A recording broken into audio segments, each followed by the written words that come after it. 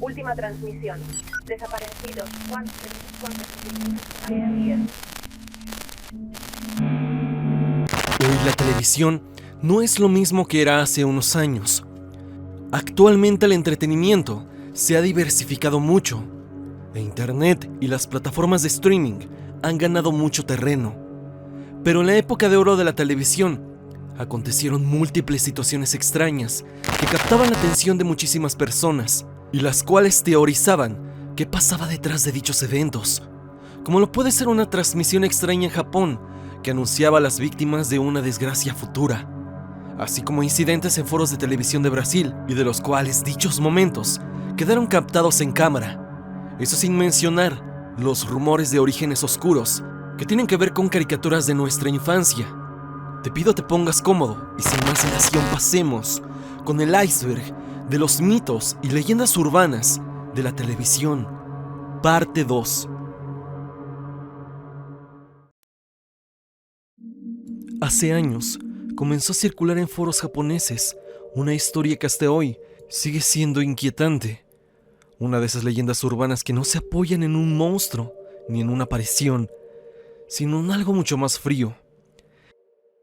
Y es que se dice que en 1995, en Japón, ocurrió una extraña transmisión justo al final de la programación del canal NNN, el Nippon News Network. Según el relato, que varias personas juraron como real.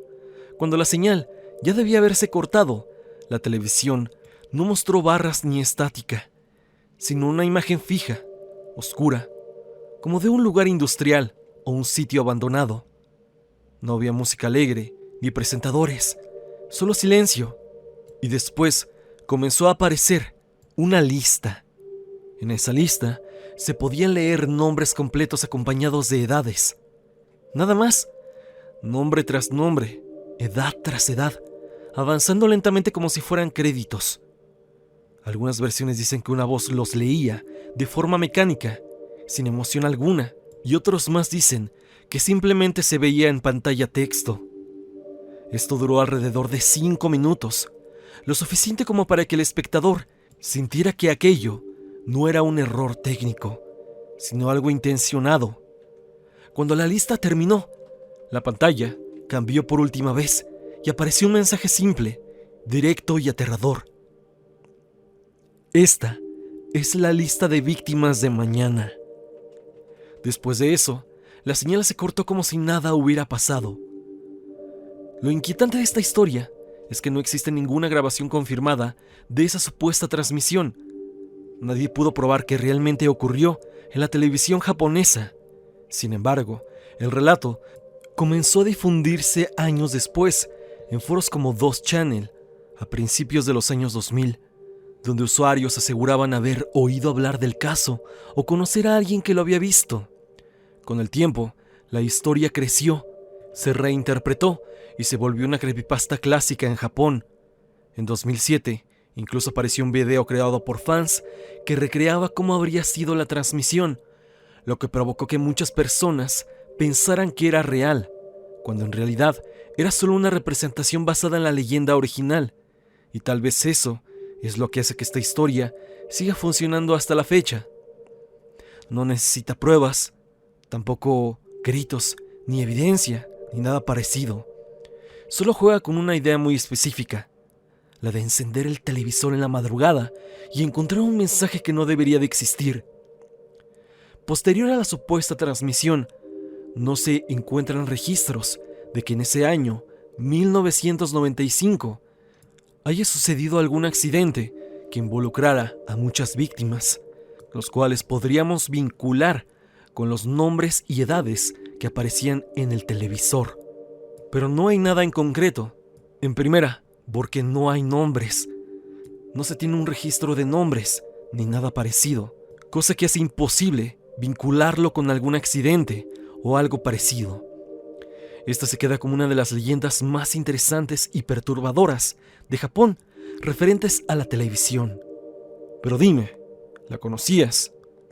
Sin más, pasemos con el siguiente puesto del día de hoy.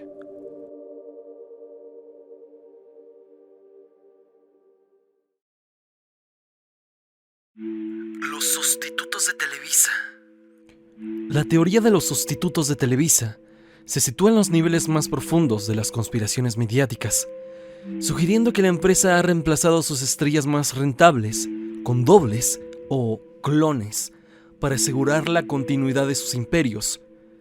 Esta leyenda sostiene que cuando una figura de alto impacto perece de forma repentina, sufre un accidente incapacitante o simplemente decide rebelarse contra los estrictos contratos de la televisora, los ejecutivos optan por una solución radical: utilizar a un impostor físicamente idéntico que suma la identidad del artista ante el público.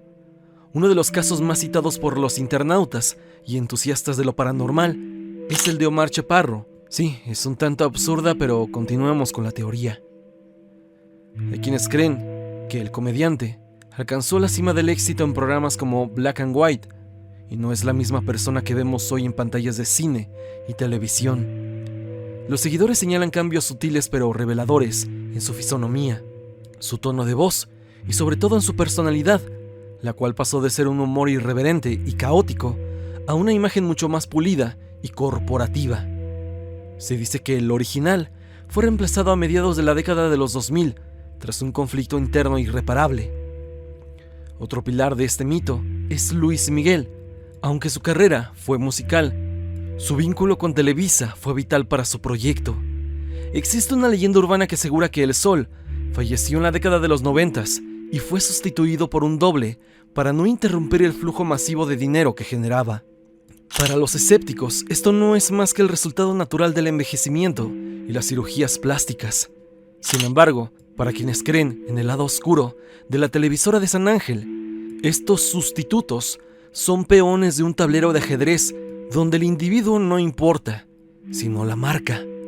La idea de que una persona pueda ser borrada y sustituida sin que su familia o el público lo note, convierte a la televisión en una simulación donde la identidad es simplemente un contrato que puede ser transferido a otro cuerpo si el rating así lo exige. Este fenómeno no es solo una curiosidad, sino el reflejo del miedo colectivo a la manipulación absoluta por parte de los medios masivos.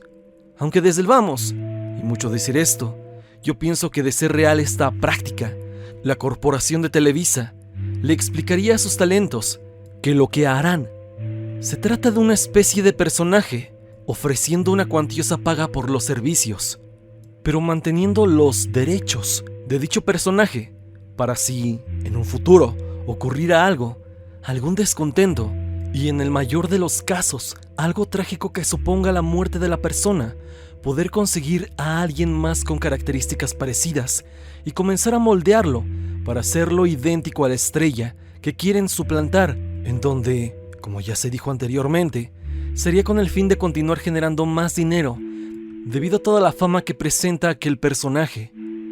Visto desde esta perspectiva, en donde Televisa se queda con los derechos de personajes que tras un tiempo de trabajo en la compañía se terminan haciendo famosos, la teoría de los sustitutos ya no suena para nada descabellada, aunque claro, no pierde ese aire conspiranoico.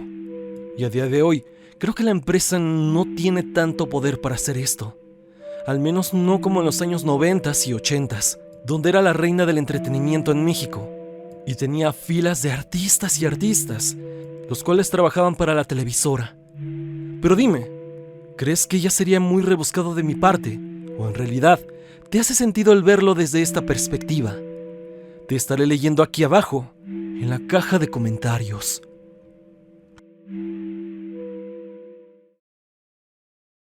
Bob Esponja y la nota marrón. Existe una leyenda que supera incluso a leyendas urbanas famosas como la de el episodio prohibido de Calamardo, y se trata de la nota marrón, un mito que mezcla la pseudociencia acústica con el horror de los media. Según esta leyenda urbana, existe un episodio prohibido donde Calamardo, en un ataque de frustración por su falta de talento, logra tocar una frecuencia sonora tan baja y poderosa que genera efectos físicos inmediatos en los espectadores. La llamada nota marrón es, en teoría, una frecuencia infrasónica que al resonar con el cuerpo humano provoca la pérdida de control de los esfínteres. Básicamente, hasta que te hagas encima sin que puedas controlarlo o negarte a que tus heces salgan. El relato cuenta que este fragmento fue transmitido originalmente de forma accidental en una señal local antes de ser editado para su versión global.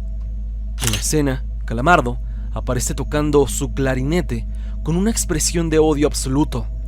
A medida que la música avanza, el sonido se vuelve un zumbido distorsionado que atraviesa la cuarta pared.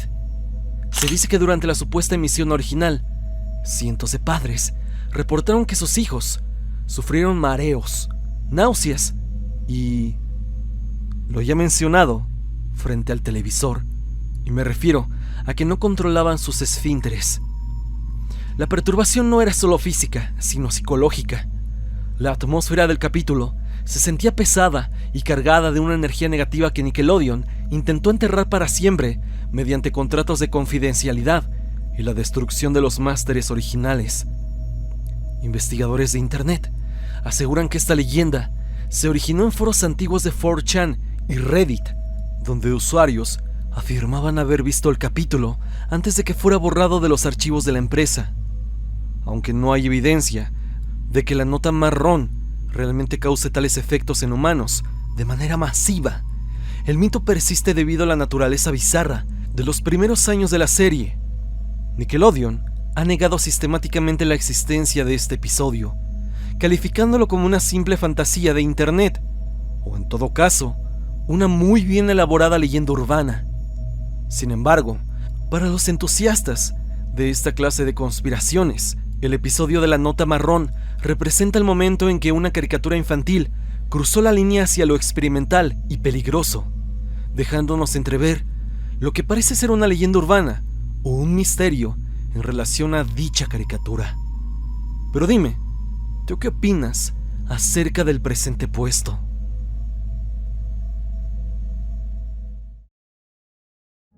El incidente de un estudio de televisión en Brasil. El incidente de Juja Park no se trata de una leyenda urbana, ni mucho menos un mito, sino de una de las tragedias reales más aterradoras captadas en video, lo que otorga un lugar privilegiado en los niveles más profundos de este iceberg. El 11 de enero del 2001, durante la grabación del bloque final del show especial de carnaval en los estudios de la cadena Rede Globo en Brasil, y lo que debería ser una grata celebración, se transformó en un infierno literal en cuestión de segundos. El fuego comenzó debido a un cortocircuito en los efectos especiales mecánicos de la icónica nave de Xuxa, mientras la reina de los bajitos, es decir, la presentadora, comenzaba a despedirse y a cantar sus éxitos. Una chispa prendió el material altamente inflamable del set, compuesto principalmente de plástico y espuma. En las crudas imágenes que aún circulan en internet, se observa cómo el fuego devora rápidamente la estructura, mientras la presentadora, visiblemente confundida y luego aterrorizada, intenta seguir con el guión antes de darse cuenta de la magnitud del desastre.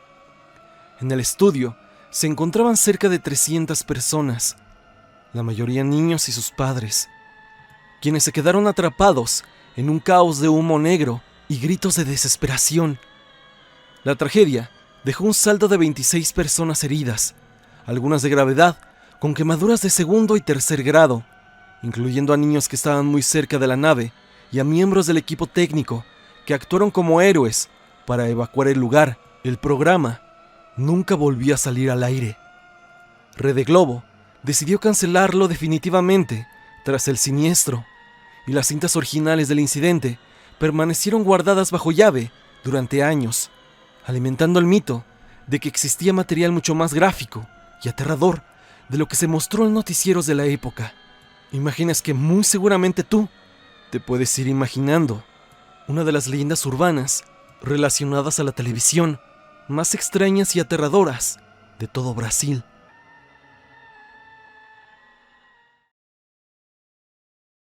Barney y el asesino en serie de 1930. En estos estratos de las leyendas urbanas y mitos de la televisión, surge una de las leyendas urbanas más perturbadoras, pero a la vez carentes de fundamento, y aún así, fascinantes por su nivel de detalle. el vínculo entre Barney, el dinosaurio, y un supuesto asesino en serie de la década de 1930.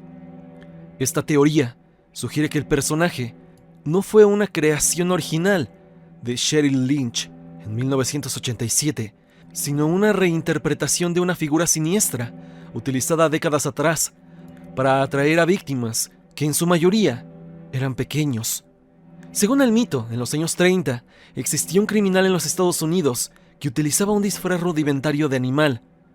Algunas versiones difieren y dicen que era un dragón o un dinosaurio primitivo de color oscuro. Esto para ganarse la confianza de los pequeños en parques públicos. Se dice que este hombre, cuyo nombre o apodo supuestamente era Barney, utilizaba una retórica de amor y amistad para aislar a sus víctimas.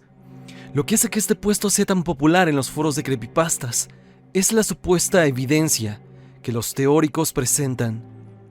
Afirman que los creadores de la serie encontraron registros policiales de la época y en un acto de ironía retorcida o por una obsesión con lo oculto, decidieron transformar esa figura de terror en un icono de bondad absoluta. Por supuesto, no existen registros históricos reales de un criminal de esta calaña, con estas características en los años 30, que coincida con la iconografía del dinosaurio. Sin embargo, la leyenda persiste porque explota un miedo primario, la idea de que debajo de una botarga sonriente se esconde algo profundamente maligno, en este caso, un asesino serial.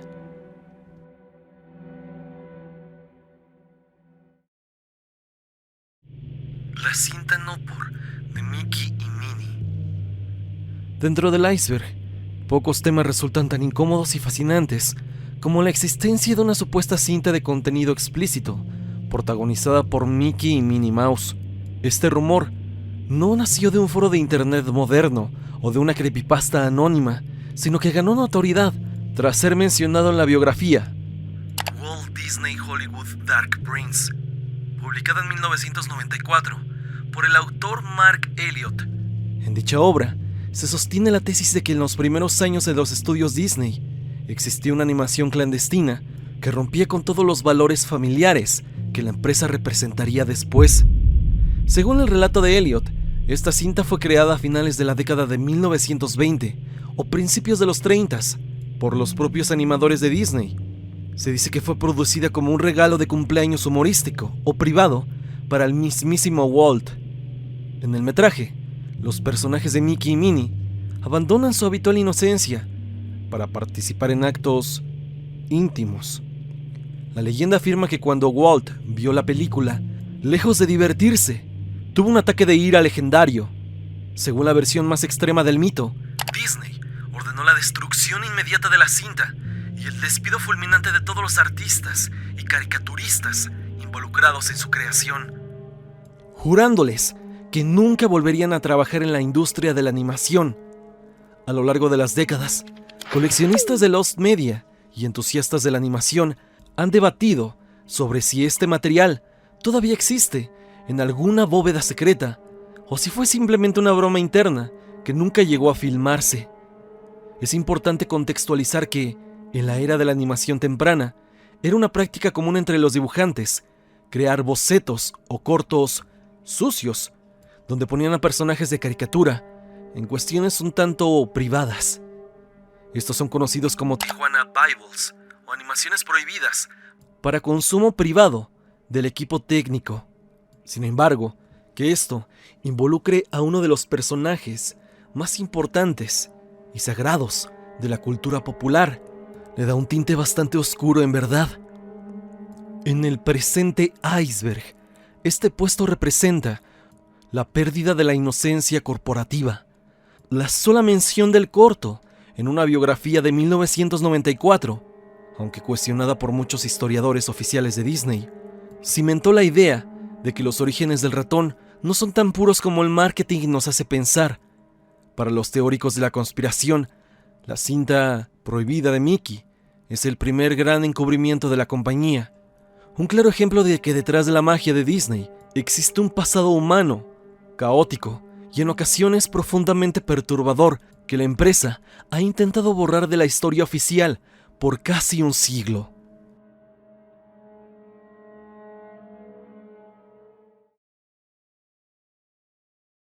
Phineas y Ferb se basó en una niña con esquizofrenia. Dentro de la mitología del internet existe una teoría que asegura que la exitosa serie de Disney Channel, Phineas y Ferb, no nació de la imaginación de sus creadores, sino de los diarios de una joven rusa llamada Candace Flynn. Según este relato, que se ha vuelto un pilar de las leyendas urbanas televisivas, los protagonistas nunca fueron inventores brillantes, sino proyecciones de la mente de Candace, quien padecía esquizofrenia y una psicosis severa. La leyenda sostiene que en la vida real, Phineas era el hermano menor de Candace, quien falleció trágicamente en un accidente. Incapaz de aceptar la pérdida, Candace desarrolló un mundo imaginario donde su hermano seguía vivo y construía máquinas increíbles junto con su hermanastro, Ferb, quien en la vida real había nacido con una discapacidad intelectual que le impedía hablar. La constante obsesión de Candace por acusarlos con su madre no era más que un intento desesperado por validar sus alucinaciones ante una figura de autoridad que, lógicamente, nunca veía nada fuera de lo común. El mito se vuelve más oscuro al explicar otros elementos de la serie. Se dice que el Dr. Doofenshmirtz no era un científico malvado, sino el psiquiatra real de Candace, quien intentaba tratar su trastorno. En la mente de la joven, las sesiones de terapia se transformaron en batallas épicas entre el bien y el mal. Por su parte, Perry era simplemente una mascota doméstica, pero en el delirio de Candace, él era un agente secreto que justificaba por qué las evidencias de las construcciones de sus hermanos siempre desaparecían antes de que su madre llegara. Finalmente, la leyenda urbana concluye de forma trágica. Tras años de no ser creída y sumida en una depresión profunda, Candace había pasado a mejor vida por mano propia. Años más tarde, su madre habría vendido los diarios de su hija a Disney, quienes decidieron limpiar la historia para convertirla en una comedia animada. Aunque los creadores de la serie, Dan Fogelmeier y Jeff Swanty-Marsh, han desmentido esto en múltiples ocasiones, la teoría persiste y es una de las leyendas urbanas más populares de esta misma serie infantil, en donde muchos aseguran que en realidad se basaron en estos hechos. Un ser humano real con problemas mentales. Pero claro, esto suena más a una leyenda urbana, una muy parecida a la de otra serie de nuestra infancia, y me refiero, claro, a Rugrats, en donde dicen que Angélica era quien imaginaba a los bebés hablando y que en realidad ella tenía un trastorno mental, por lo que este mito de la televisión creo que va más por el lado de una creepypasta o una leyenda urbana que un hecho verídico. A pesar de esto, no le quita lo interesante y lo fascinante de esta teoría, la cual, si me lo preguntas, es una muy interesante y bastante creativa que puede hacer que muchos, en verdad, la crean.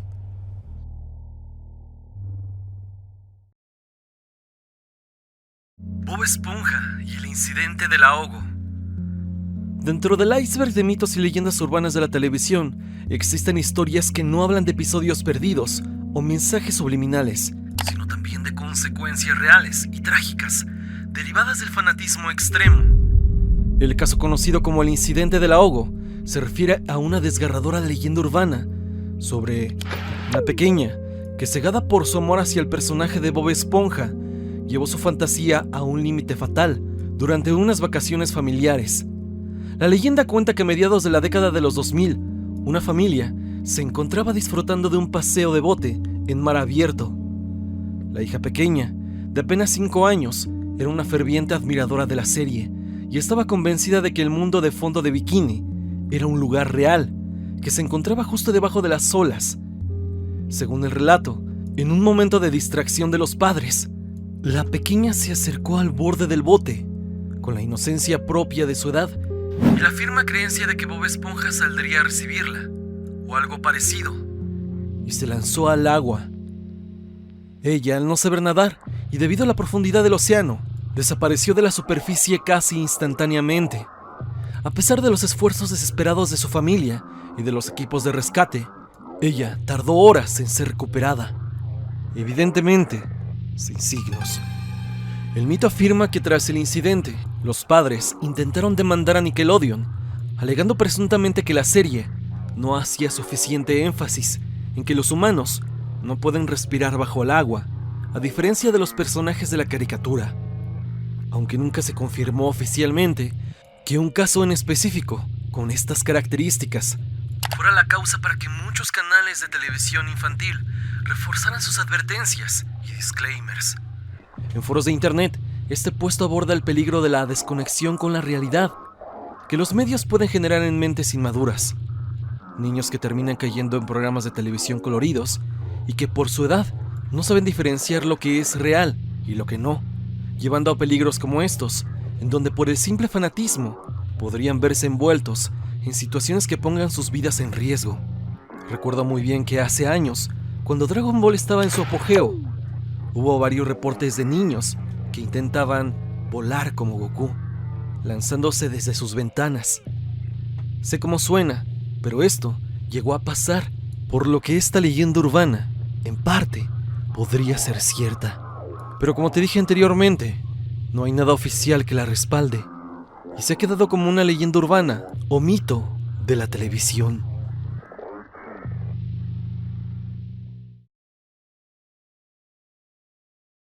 El anuncio del servicio público que mostró cuerpos de niños sin vida. En los niveles más abismales del iceberg de mitos y leyendas urbanas de la televisión, existe un registro que muchos consideran el anuncio de servicio público más perturbador jamás emitido, al menos en la televisión estadounidense.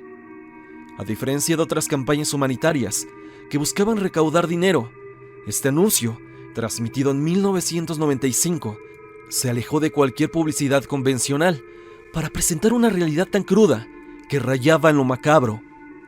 El clip estaba directamente relacionado con las secuelas del genocidio ruandés de 1994, pero su enfoque no era la vida, sino la imposibilidad de gestionar la muerte masiva. Lo que hace que este anuncio sea una pieza muy interesante en el mundo del lost media y horror real es su atmósfera minimalista e inquietante. El video presentaba una serie de imágenes granuladas de baja calidad de los campos de Ruanda, intercaladas con un texto en negro sobre un fondo blanco que aparecía de forma súbita. El mensaje no solicitaba donativos, ni monetarios, ni alimenticios.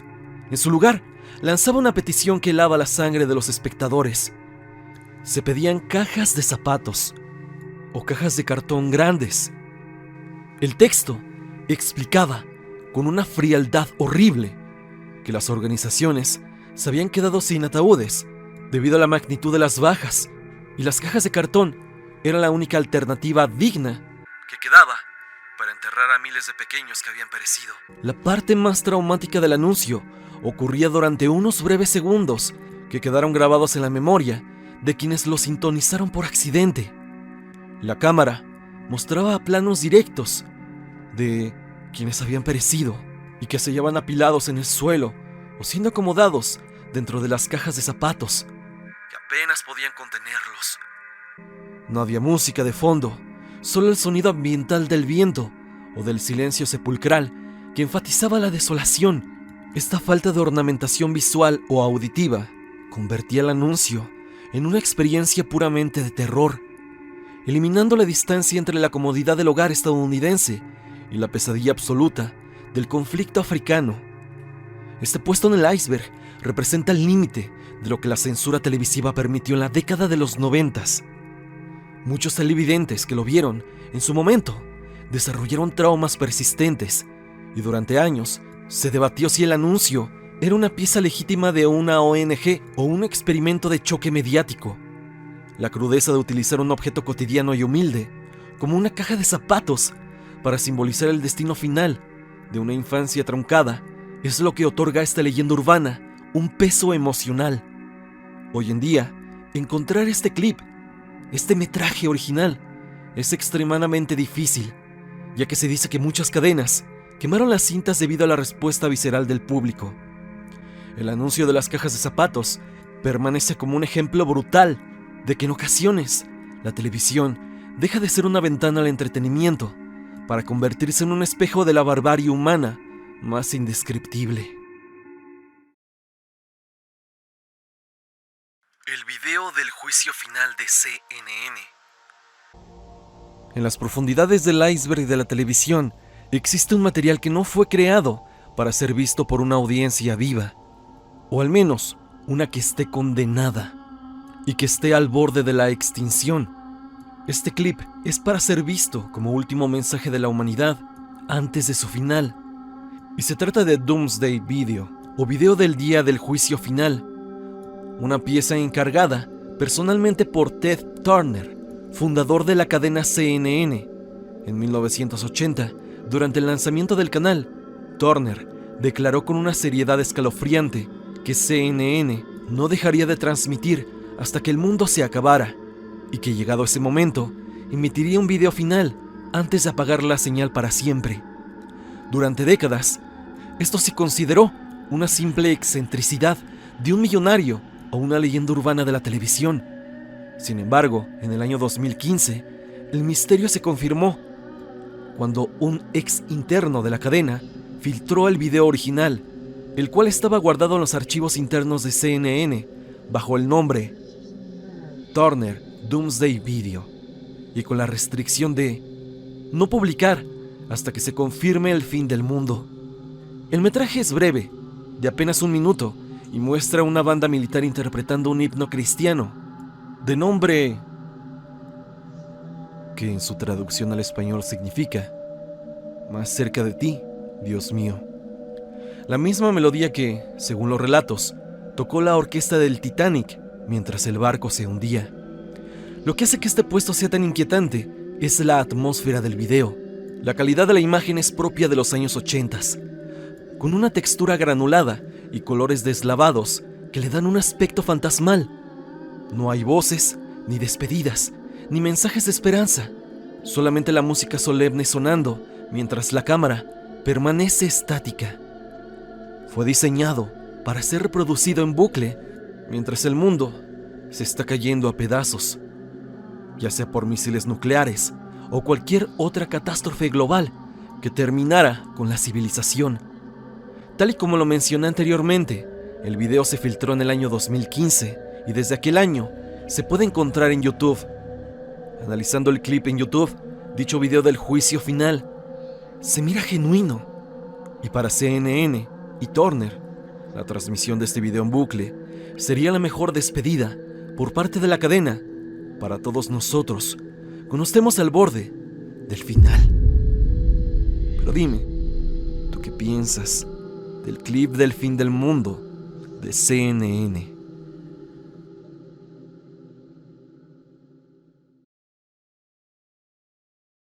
Hasta aquí el video del día de hoy. Espero que te haya gustado.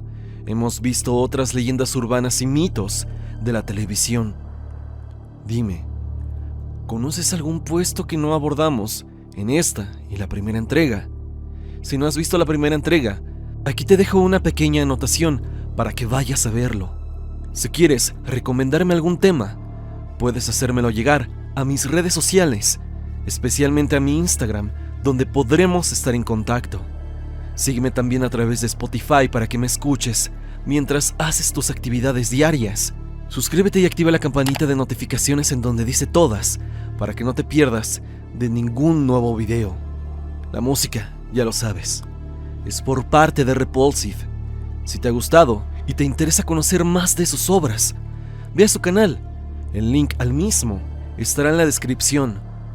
Sin más que decir, no te olvides que yo soy Stan y te deseo dulces pesadillas.